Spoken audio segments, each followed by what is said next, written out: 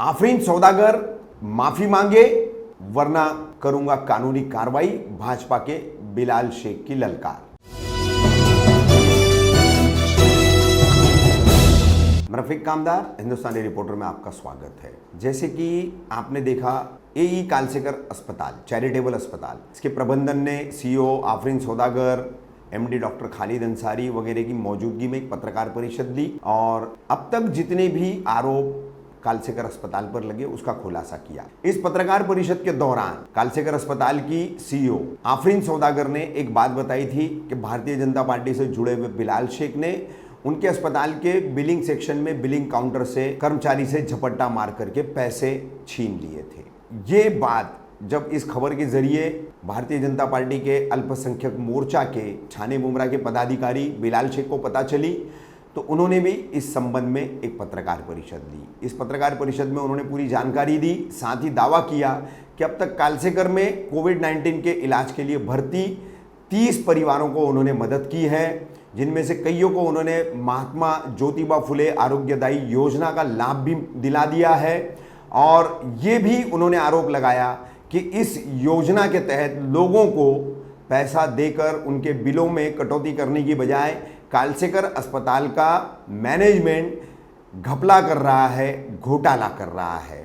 क्या था पूरा मामला, उसके बारे में जो आरोप बिलाल शेख पर लगा, उन्होंने क्या कहा, साथ ही उन्होंने जो पत्रकार परिषद ली इस विषय पर, उन्होंने कई परिवारों को यहाँ बुलाया था जिनके बिलों को कम कराने के लिए या माफ़ कराने के लिए उन्होंने जद्दोजहद की थी और उनकी मदद की थी। उन परिवारों ने क्या कहा वो सब कुछ हम आपको बता रहे हैं। और साथ ही बिलाल शेख के इस आरोप की कहीं ना कहीं गंभीरता से अब जांच होने की नौबत आ गई है कि महात्मा फुले आरोग्यदायी योजना जो है उसके पैसे मरीजों के लिए आ तो रहे हैं तो फिर इस्तेमाल क्यों नहीं हो रहे, खासकर कालसेकर अस्पताल में। बिलाल शेख साहब, आज ये पत्रकार परिषद आपने बुलाई है, क्या मकसद है इस पत्रकार परिषद बुलाने का और ऐसा क्या मुद्दा है आपका आज?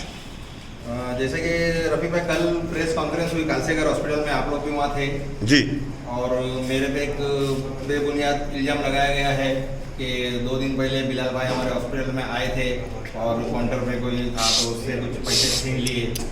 तो ये जो बेबुनियाद मेरे पे इल्ज़ाम लगाया गया है, मैं पहले ये क्लियर कर दूँ कि भाई मेरे को कम से कम साल भर हुआ है, मैं वो हॉस्पिटल में कभी गया नहीं जी। उसके अलावा जितने भी पेशेंट के मेरे को कॉल आते हैं ना, वो मैं फ़ोन पे ही उन लोगों का काम करता हूँ। मेरे को कोई हॉस्पिटल में जाके करने की ज़रूरत नहीं है। अल्हम्दुलिल्लाह आज सब जन, तो बहुत कम लोग जो आ पाए उन लोगों को बुलाया मैंने, इन लोगों के मैंने काम किया हूँ जो कि बहुत परेशान थे हॉस्पिटल की तरफ से और बॉडी नहीं दे रहे, किसी का डिस्चार्ज नहीं हो रहा है, 3-3 लाख 4-4 लाख के बिल है जो कि लोग ज्योतिबा फुले में कभी लेते ही नहीं है और लेते तो भी लोग कैश लेते। वो सब विद प्रूफ बात कर रहा हूँ मैं, आपको जो चाहिए मैं बिल्स वगैरह भी दिखा दूंगा। तो 3-3 4-4 लाख रुपए मैंने इन लोग के वहाँ पर से जीरो कराया पूरा। ऐसे कितनी केसेस थी टोटल? मेरे ख्याल से 30-35 आदमी का मेरे पास होगा डेटा। 30 से 35 लोग जी, और सबके 3 से 4 लाख के बिल थे? नहीं, अलग अलग अमाउंट है। 1.5 लाख भी है किसी का 1.25 लाख है, 2.25 लाख है। अच्छा, मैक्सिमम ये हाईएस्ट है 4 लाख के? 4,67,000 था। अच्छा, तो ये सीईओ आफरीन सौदागर ने कहा कि आपने बिल काउंटर पे से उनके कैशियर के हाथ पर झपट्टा मार करके पैसे छीन लिए जी। तो इस पर क्या कहेंगे आप? मैं इस पर यही कहूँगा कि मैं बोल रहा ना, मैं तो साल भर हो गया हॉस्पिटल गया भी नहीं और फिर भी अभी मैं ये कहना चाहता हूँ कि जैसा कि आफरीन सौदागर ने मुझे बोला है ऐसा कि मैं आके काउंटर के ऊपर से पैसा छीना, तो इसका 4 दिन का मैं टाइम देता हूँ। 4 दिन के अंदर ये साबित करो और नहीं तो फिर 4 दिन के अंदर प्रेस कॉन्फ्रेंस बुलाकर माफ़ी मांगना। अच्छा, और नहीं तो फिर मैं मेरे को क्या कार्रवाई करने का मैं आगे कार्रवाई करूँगा। अच्छा, आज आपने कुछ पुलिस में कोई इस बारे में लिखित पत्र भी दिया है, क्या दिया है आपने और कहाँ दिया है? मैंने पुलिस कमिश्नर डीसीपी उमरा चौकी, हाँ, और मनपा कमिश्नर और हमारे मुख्यमंत्री साहब, उसके अलावा मेरे भाजपा के हमारा बीजेपी पार्टी का और किरीट सुमैया जी, देवेंद्र फडणवीस जी और निरंजन दावखरे साहब, पीएमओ सीएमओ सब जगह पे मैंने पूरे लेटर डाल दिया हूँ। और वही उसमें है कि भाई ये लेटर देखो सब जगह के स्टैम्प लगे हुए इसके ऊपर, ये मैंने डाला हूँ। सीसीटीवी फुटेज और इसमें मैंने ये मांग किया हूँ कि ये तारीख को इतने बजे जब मैं वहाँ बाहर खड़ा था मैं अंदर गया नहीं, तो भी ये तारीख के इतने बजे का फुटेज मेरे को निकाल के दिखाओ, अच्छा उसमें तुमको पता चल जाएगा कि मैं आया था कि नहीं आया था। अच्छा, मैं बोल रहा हूँ ना 4 दिन का टाइम दे रहा हूँ, 4 दिन में या तो फिर साबित करो, या मतलब तो जिस फिर तारीख का दिखाओ। उनका दावा है उस तारीख को आप गए नहीं है वहाँ पर? नहीं, 10 तारीख को मैं वहाँ था, हाँ, मगर मैं प्रोमाइसिस के बाहर था, रोड पे। अच्छा मैं वहाँ अंदर भी नहीं गया, उन लोग के प्रोमाइसिस में भी नहीं गया, अच्छा और मैंने वो बाहर खड़े रह के लाइव भी दिया। अच्छा, वो पेशेंट का क्या था, 2 लाख रुपए का उन लोग ने इंजेक्शन खरीद के दिए, 80,000 रुपए डिपॉजिट किए, हाँ। और बोले पेशेंट अच्छा है, डिस्चार्ज कर देंगे। दूसरे दिन फोन आता कि दे दोगे, और अभी अच्छा। बोल रहे कि 2,30,000 रुपए भरो, हाँ। नहीं तो हम बॉडी नहीं देंगे। अच्छा तो हमारा पूरा मंडल बीजेपी का वहाँ पर था, और मेरे मोर्चा के लोग थे वहाँ पर, माइनॉरिटी मोर्चा के। हाँ। तो मुझे कॉल आया, कुणाल जी ने मुझे बुलाया कि सर आप थोड़ा आ जाओ इधर। तो मैं वहाँ गया, मगर रोड तक ही गया, अंदर नहीं गया मैं। अच्छा। बाद में मैंने मेरे हिसाब से बात करके, मेरे सोर्सेस लगा के मैंने 2,30,000 रुपए को जीरो कराया, उनकी बॉडी भी दिला दिया। अच्छा, वो कौन परिवार है उसके बारे में क्या जानकारी बताएंगे वो आप? सर भिवंडी के नागरिक लोग थे, भोईर नाम है, सचिन भोईर, हाँ। वहाँ के प्रधान है वो, गाँव के, उन लोग का मैडम। अच्छा, भी ऐसे कोई परिवार मुमरा कौसा के जिनके मरीज वहाँ एडमिट थे और उनके बिल आपने कम कराए, जी। वो कोई अभी आपके यहाँ साथ में मौजूद हैं?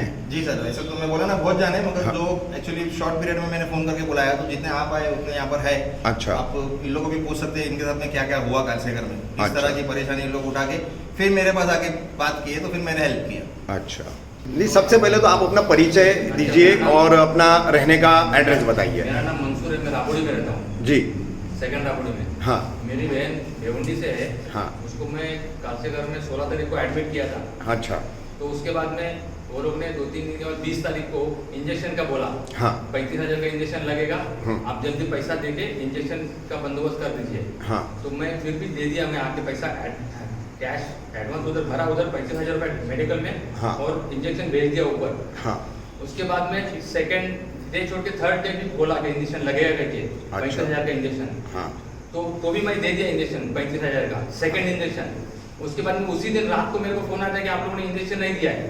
जी, तो मेरे को डर लग गई, मैं बोला कहीं ये लोगों ने इंजेक्शन दिया है कि नहीं, हाँ, तो उनके पास एंट्री है क्या नहीं, उसका कुछ सिस्टम है क्या नहीं, तो वो देखना था। अच्छा। मैं बोला आप लोग जो आपने आपके सिस्टम में होना चाहिए कि इंजेक्शन दिया कि नहीं। हाँ, कहीं मेरे को ये भी नहीं मालूम कि पहला इंजेक्शन नहीं दिया, कल मेरे पेशेंट को कुछ भी हो गया तो उसका जिम्मेदारी कौन लेगा?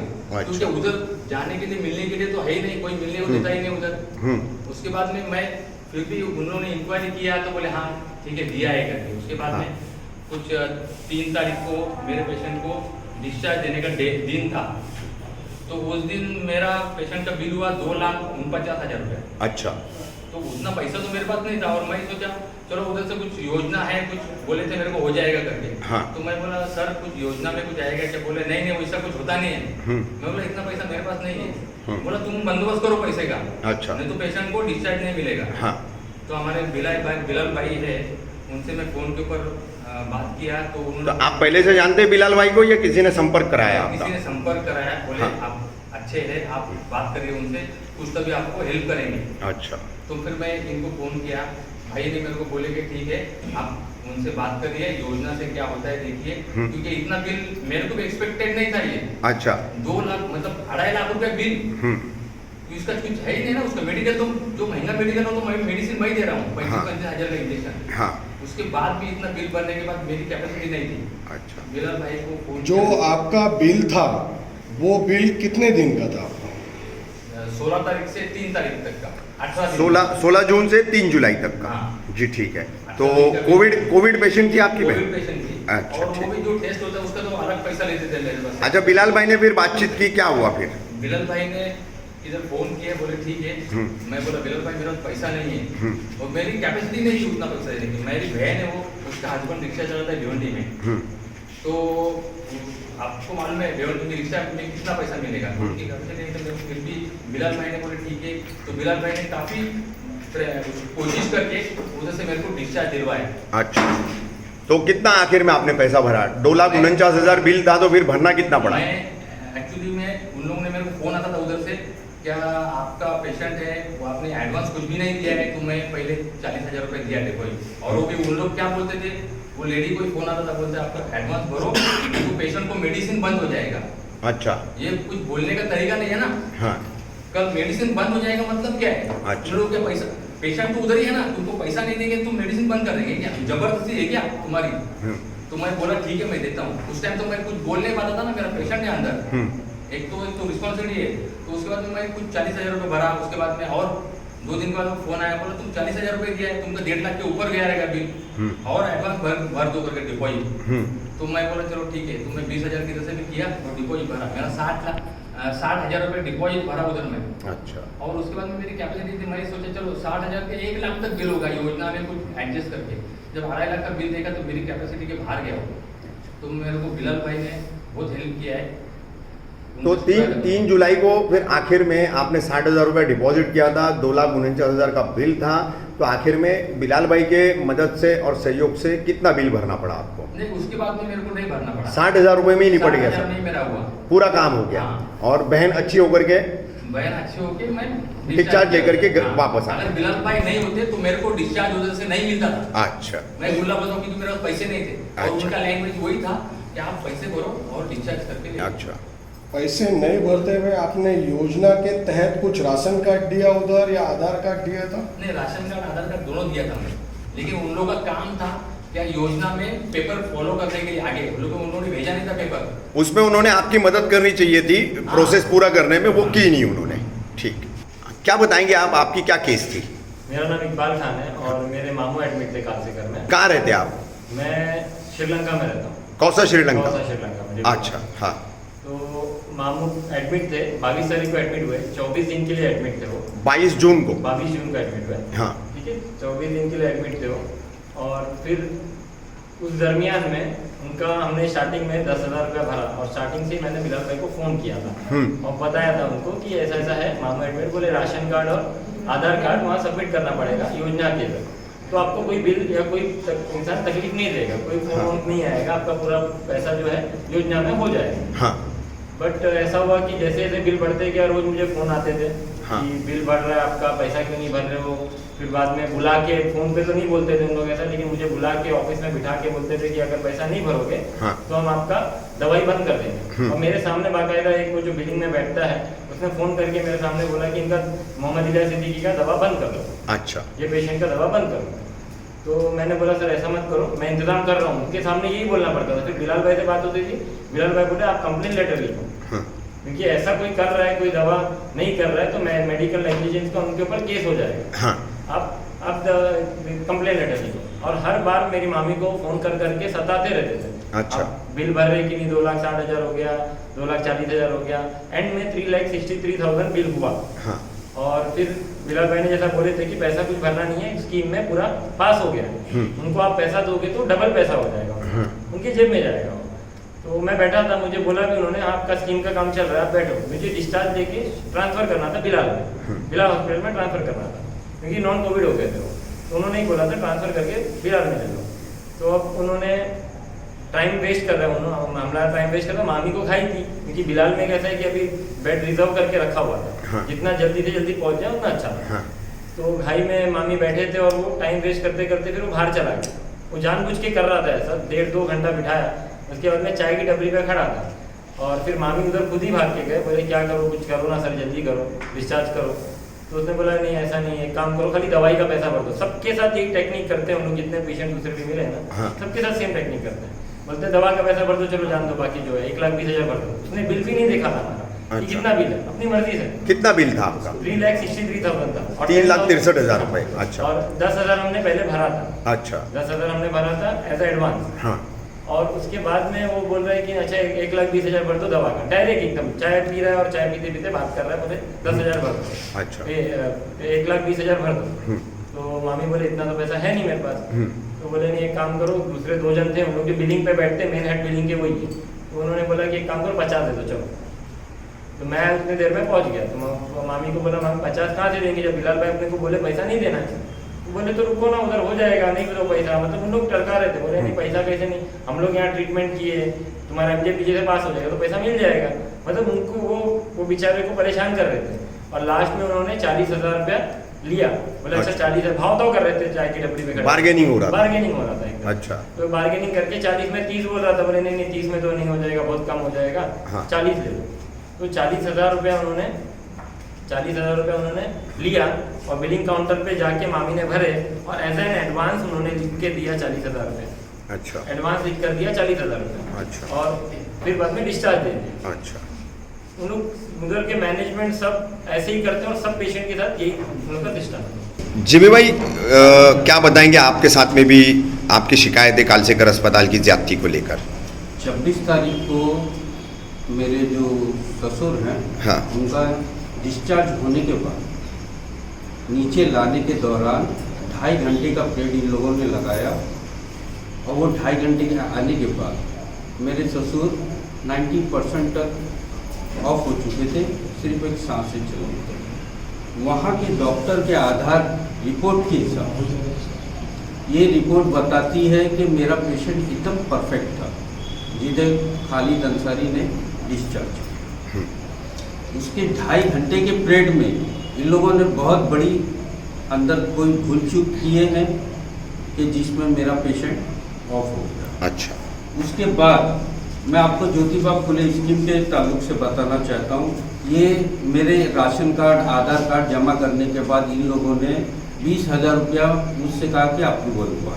अच्छा, ये वो लेटर है जिसमें बाद में उन लोगों ने कहा कि आपका 89,000 बिल हुआ है, 20,000 कट के आपको बाकी का पेमेंट भरना पड़ा। अच्छा, मैं उस ताल्लुक से, योजना के ताल्लुक से जुड़े हुए कुछ लोगों को लेके गया, तो उन लोगों ने कहा कि इनका तो फ्री में हो चुका है, फिर आप इनसे क्यों पैसा मांग रहे हो। अच्छा, यहाँ तक के डिस्चार्ज के वक्त 6:30 बजे काउंटर पे वो लेडीज़ ने मुझसे कहा कि मैं आपको गेट पास और डिस्चार्ज लेटर नहीं दूंगी, पहले आप पेमेंट करो। अच्छा, फिर मुझे वहाँ से वही आदमी को फ़ोन लगवाना पड़ा कि भाई आपने तो कहा फ्री में हो गया, फिर ये लोग क्यों पैसा मांग रहे हैं। फिर उन लोगों ने फ़ोन रिसीव करने के बाद मुझे गेट पास दिया और डिस्चार्ज कार्ड दिया। उसके बाद में मेरा पेशेंट नीचे आया तो टोटल ख़त्म हो चुका था। उस ताल्लुक से मैंने मुमरा पुलिस चौकी में अर्जी भी दिया हूँ। अच्छा, ये वो अर्जी है।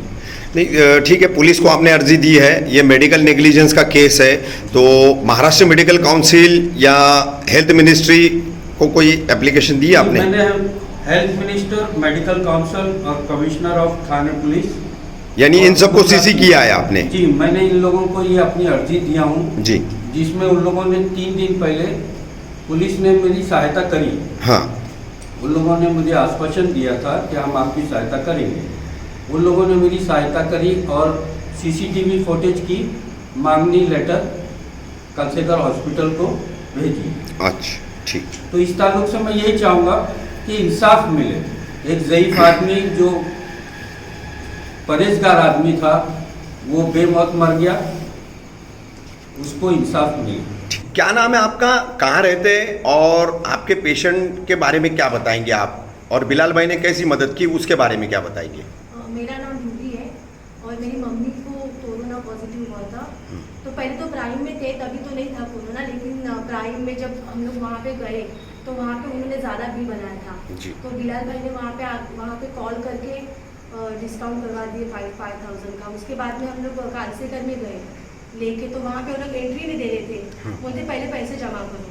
फिर बिलाल भाई ने कॉल किए, उन्होंने क्या बात की उनसे, फिर उन्होंने हम लोग को एंट्री किया वहाँ पे मम्मी का। उसके बाद में फिर क्या एज है आपकी मम्मी की? मेरी मम्मी की 70 है। 70 है, ठीक है। उसके बाद वो लोग रिस्पॉन्स ही नहीं कर रहे थे, डॉक्टर लोग कुछ भी। तो बिलाल भाई बार बार कॉल कर रहे थे, तब जाके उनका रिस्पॉन्स आ रहा था। कितने दिन एडमिट थी आपकी मम्मी वहाँ? एक हफ्ता एक हफ्ता एडमिट थी। कितना बिल हुआ एक हफ्ते में? बिल तो उन्होंने ज़्यादा ही हुआ था, लेकिन बिलाल भाई ने ना वहाँ पे मतलब पहले बात किए थे क्या, वो राशन कार्ड जो था ना, हाँ। ऑरेंज, तो ऑरेंज राशन कार्ड से आप वहाँ पे बात करना, वहाँ पे बिल्कुल नहीं लगेगा। जब हम लोग वहाँ पे गए ना तो उन्होंने बोले भले राशन कार्ड है लेकिन आपको जमा करना ही पड़ेगा पैसा। अच्छा, तो फिर बिलाल भाई ने कॉल करके उनको बोले क्यों जमा करना पड़ेगा, आपके पास तो ऑरेंज राशन कार्ड है ना, फिर क्यों जमा करना पड़ेगा। तो उन्होंने फिर उनकी बात करने के बाद में उन्होंने फिर हम लोग को एंट्री किया। तो पीछे पड़ गए थे, और जब उनकी छुट्टी होने वाली थी ना, तभी भी वो लोग बोल रहे थे अभी इनको नहीं जाने देंगे, डिस्चार्ज नहीं देंगे जब तक आप लोग पैसा नहीं भरोगे। तो कितना पैसा मांगा जा रहा था? कुछ नहीं, उन्होंने बोला कि आप पहला पूरा लिख के लेके आओ जितना भी आपका हो रहा है बिल, और बिलिंग करने के बाद में अच्छा ये हो गया था कि ना, उन्होंने बोला कि राशन कार्ड जो राशन कार्ड का आपका है ना, ऑरेंज राशन कार्ड का, तो वो हम लोग ने आगे भेजा ही नहीं है, अच्छा तो आपको अब पैसा भरना पड़ेगा। तो हम लोग ने बोले हम लोग ने पेपर पहले ही देख लिए थे, फिर आपने भेजा क्यों नहीं आ गया ऑरेंज राशन कार्ड का? तो वो लोग वो टाइम पे नाटक कर रहे थे कि नहीं हम लोग नहीं भेजा, अभी आपको या तो पेशेंट को लेके जाओ, पैसा भर के पूरा, या तो फिर रखो यहाँ पे। अच्छा, तो हम लोग डर गए थे कि मम्मी तो नहीं तो याद करके बताइए कि कितने पैसों की आपसे बिल के बारे में डिमांड हो रही है? उन्होंने ये नहीं बोला था पैसे का, फिगर नहीं बताई आपको कुछ? हाँ, फिगर नहीं बताया था। ठीक। उन्होंने बोले या तो आप पूरा पूरा बिलिंग करो, जो भी बिल होगा आपका वो ले करके आप लेके जाओ इनको, नहीं तो फिर आपको रुकना पड़ेगा 4-5 दिन और। ठीक। फिर बिलाल भाई ने कॉल किया उनको, अच्छा, बोले ऐसा कैसा, मतलब जब पॉजिटिव पेशेंट जब नेगेटिव हो गया है फिर हाँ। आप क्यों रख रहे हो उनको? जब इन्होंने बात किया तब जाके उन्होंने फिर छोड़ा उनको। एक हफ्ते के बाद? हाँ, तो कितना फिर भी कुछ पैसा वैसा भरना पड़ा आपको? पैसा तो वो इसका ही 5,000 ही भरना पड़ा था, वो भी बिलाल भाई ने मना किया। मतलब कालसेकर में भी पैसे नहीं भरने पड़े आपको? कालसेकर में जो टेस्ट हुआ ना, कोरोना हाँ। का टेस्ट का लोग से पैसे ले लिए। उसका लिया पैसा 5,000। 4,000, 4,500, 5,000 रुपए हाँ, जो वही होते थे। कुछ ठीक लिया है, था। ठीक है। बिलाल भाई एक बात बताइए, ये महात्मा फुले आरोग्यदायी योजना जो है, इसके तहत लोगों को फॉर्म कैसा भरना चाहिए, और कालसेकर जैसे अस्पताल जो है कोविड-19 की इस महामारी के लिए उसकी जानकारी नहीं दे रहे, जैसे अभी इन्होंने बताया फॉर्म भरे जाते हैं लेकिन आगे नहीं भेजे जाते, तो ये सारा गड़बड़ झाला जो चल रहा है, और लोग भी जो है पूरी तरीके से इस बारे में मालूमात नहीं रखते हैं, तो क्या जानकारी देंगे लोगों को और किस तरीके से लोगों ने इससे निपटना चाहिए? मैंने ना रवि भाई बार बार मेरे हर इंटरव्यू में बोला हूँ कि महात्मा ज्योतिबा फुले प्रधानमंत्री आरोग्य योजना, इसके तहत तुम्हारे पास ऑरेंज राशन कार्ड, पॉजिटिव की रिपोर्ट और आधार कार्ड, ये रहेगा तो तुमको स्कीम के अंदर लोग डाल देंगे। अच्छा, उसमें भी ना 20,000 रुपये का पहले अप्रूवल आता है। अच्छा, उसके बाद में तुम्हारा 20 के ऊपर बिल हुआ ना, फिर हॉस्पिटल उन लोगों को बोलेगा कि भाई बिल बढ़ रहा है, फिर उन लोग 20 का देंगे। अच्छा, ये लोग क्या करते हैं 20 के बाद में देते ही नहीं। अच्छा, फिर बाद में क्या बोलेंगे 4 लाख का बिल है, 20 तुम्हारा पास हुआ है, ऊपर पास नहीं हो रहा, हम क्या करेंगे 3,80,000 रुपये भरो। फॉलोअप नहीं करते? फॉलोअप भी नहीं करते। अभी इनका तो कैसा था, जब एडमिट कराए थे ना उसी वक्त मैंने इनका राशन कार्ड, आधार कार्ड, पॉजिटिव की रिपोर्ट सब डलवाया था। अच्छा, फिर भी बाद में इन लोग को हैरान करके रखे थे, परेशान थे लोग, डेली मेरे को फोन करते थे। अच्छा, अच्छा, फिर भी 5,000 रुपये लिए। अच्छा, कोरोना का टेस्ट बोले उसके स्कीम में नहीं आता, ऐसा बोल के लोग को 5,000 ले ही लिया आखिर। अच्छा, और इनको बिल का अमाउंट मालूम नहीं है, मेरे ख्याल से कुछ है ना 1.5 लाख रुपये का इनका अमाउंट था लास्ट में। अच्छा, वो भी- गई थी ना, उसी को- वो भी इन लोग को प्रेशर क्या कर रहे थे कि नहीं वो हमने आगे भेजे नहीं, तुम्हारा स्कीम में हुआ नहीं है तो तुमको भरना ही पड़ेगा। ये यानी पहले दिन, अभी कल के इंटरव्यू में उसने बोली है प्रेस कॉन्फ्रेंस में कि पहले आप राशन कार्ड वगैरह लाके दो, बाद में करते तो इश्यू होता, तो अभी पहले तो दिए, अभी क्या पेशेंट एडमिट करने के एक दिन पहले भेजू क्या? पहले ही दिए ना, ये तो तुम्हारे सामने है ना पेशेंट, पहले दिन ही उसने एडमिट करने के टाइम पे ही दी, तो उसको क्या जवाब दिए कि हमने तुम्हारा भेजे ही नहीं। तो फिर यानी क्या चल रहा है यहाँ पर? अच्छा बिलाल भाई ठीक है, ये तो हो गई तमाम बातें। अभी ये बहुत सारे लोग हैं, इतने ज़्यादा तो सभी लोगों से हम बातचीत भी नहीं कर पाएंगे, तो अब कानूनी कार्रवाई को लेकर के क्या सोच रहे हैं आप, क्या कदम है आपका आगे? ये रफ़ी भाई थोड़े दिन पहले भी देखा गया था, जैसे कि समाज सेवक है राजू अंसारी की, वो भी एक पेशेंट के ताल्लुक से कुछ बोले थे, तो अभी पब्लिक की तरफ से आदमी सोशल वर्कर है तो बोलेगा ही ना, उसके ऊपर भी एक FIR बना दी गई बराबर। अभी आज मालूम है कि बिलाल मेरे को जो भी फ़ोन करता है ना भाई, मैं उसके लिए करूँगा, और मैं अभी भी बोल रहा हूँ मेरे पे केस बनाओ या जो बनाने का बनाओ, मेरे को जो फ़ोन आएगा उसके लिए मैं योजना के अंदर उसको करके दूंगा, सिंपल बात।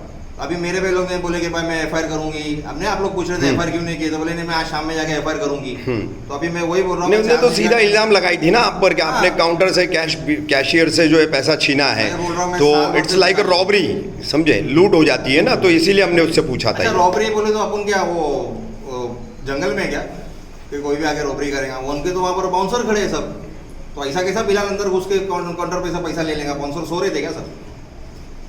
हाँ, कैमरे फुटेज नहीं आएगा जब तुम काउंटर पे कैमरा नहीं लगाएगा, इतना बड़ा हॉस्पिटल है तो CCTV है सब जगह। CCTV के अंदर मेरे को साबित करो, मैं तो बोल रहा हूँ 4 दिन के अंदर साबित करो, और नहीं तो फिर प्रेस कॉन्फ्रेंस बुला के 4 दिन के अंदर माफी मांगो, नहीं तो फिर मैं कानूनी कार्रवाई करूंगा, फिर मेरे को जो करना है वो मैं मेरे हिसाब से करूंगा। अभी रवि भाई है ना अशफाक करके, जो मैं अभी थोड़ी देर पहले बताया ना कि 5 पेशेंट लोग एडमिट थे, तो मैं आप लोगों के चैनल से ये लोगों को जागरूक करना चाहता हूँ कि ये जो फॉर्म है ना, ये पहले ही वो लोग बोलते हैं कि हमने भरा दिए, मगर वो फॉर्म भरने के टाइम पे आप लोग उसको देख के करो, उसमें ऐसा लिखा हुआ है कि योजना से अगर हमको सहायता नहीं मिलेंगी तो हम पूरा बिल भर के कर देंगे और ये हम वचन देते हैं, ऐसा करके फॉर्म आपको फॉरवर्ड करता हूँ, आप उसको डालो चैनल पे। तो ये क्यों योजना कोई आदमी नहीं लेगा, ये अभी धोखे से तुम साइन करा देंगे, अभी ये बंदे का भी मैंने 1.5 लाख का बिल था, वो 1.5 लाख मैंने उसका योजना में करा दिया था, मगर उन लोग ने लास्ट में ये निकाल के दिखा दिया कि भाई आपने ऐसा लिख के दिए थे, इसके लिए योजना में नहीं होगा, आपको 1.5 भरना ही पड़ेगा। 1 रुपया कम नहीं की।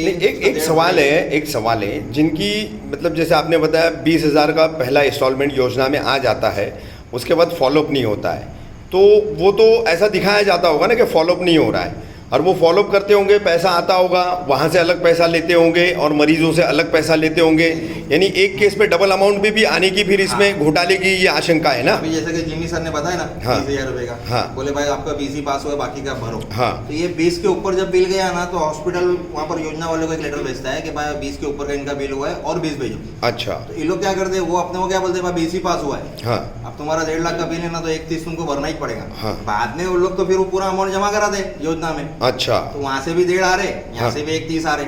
अच्छा, जब 20-20 करके तुमको लेने बोला है तो तुम 20 लेके रुकते क्यों भाई?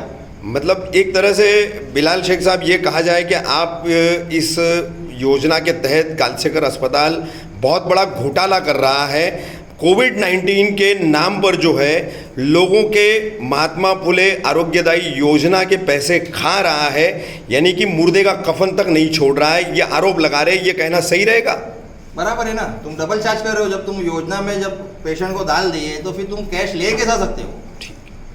दूसरी बात ये कि जो अभी थोड़े दिन पहले निरंजन दावकर और किड्स सुमैया जी हमारे आने वाले थे, उस वक्त मैंने उनको बुलाया था कि सर वो अकबर मेहंदी का जो हुआ था मसला, आसमा अकबर मेहंदी का केस हम ही ने उठाया था वो, हाँ, हाँ, और इमाम साहब की लड़की का, हाँ, वो मुद्दे मैंने दावकर साहब को बोल के मैं बोला था सर एक विजिट आपको करना पड़ेगा, हाँ, यहाँ कालसेकर का बहुत परेशान है पब्लिक। हाँ, तो बोले सर ठीक है बिलाल मैं आता हूँ। तो उन लोग ने मेरे को टाइम दिया कि सर ये टाइम पे हम लोग आ रहे हैं, आप खाली है ना फ़ोन करके आफरीन सौदागर को बोल दो कि फलाना टाइम पे हम आ रहे हैं। अब दावखरे साहब, किरीट सुमैया जी, मोहम्मद बिलाल शेख, आफरीन सौदागर, 4 जन को ये बात मालूम थी कि ये लोग आ रहे।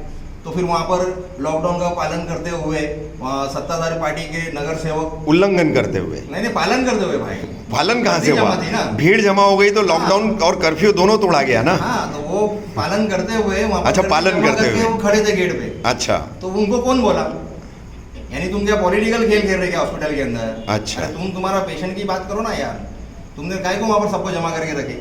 अब वो लोग बोल रहे, बोले कैसा मालूम पड़ा? हाँ, तो बोले हमको मालूम पड़ा लोग आ रहे तो 20 वेंटिलेटर लेके आओ। अरे ये कौन सी टाइम काय के लिए आ रहे क्या वो मालूम ही नहीं है। फिर न्यूज वाला उनको बोल रहा भाई वो तो आसमा मेहंदी के लिए आ रहे हो। हाँ, तो बोले मैं वही तो बोल रहा हूँ ना कि 20 वेंटिलेटर लेके आओ। अरे समझ रहे आ रहा है कुछ, यानी क्या काय के लिए आदमी आ रहा है, क्या बात कर रहा है, तो उनको आने को रोक दिया गया और वहाँ पर खुद पालन कर रहे। उसके बाद में फिर सब पॉलिटिकल वहाँ पर बाउंसर खड़े कर दिए गए, है ना, और वो बाउंसरों के बीच में बिलाल अंदर जाके पैसे ले रहा। अरे क्या यार, चंबल की गाड़ी में बैठे क्या हम लोग यहाँ पर? रफीक भाई एक बात गाँव में बैठे क्या? कुछ सेंस वाली बात करो यार। मैं बोल रहा हूँ ना, ये तुमने अभी हमारे बीजेपी पार्टी के पद अधिकारी के ऊपर तुमने जो इल्जाम लगाए हैं, ये 4 दिन का टाइम दे रहा हो, 4 दिन में साबित करो। अगर कर सकते तो फुटेज निकाल के दिखा दो, और नहीं तो 4 दिन में प्रेस कॉन्फ्रेंस बुला के माफी मांगने का, नहीं तो फिर मैं कानूनी कार्रवाई करूंगा।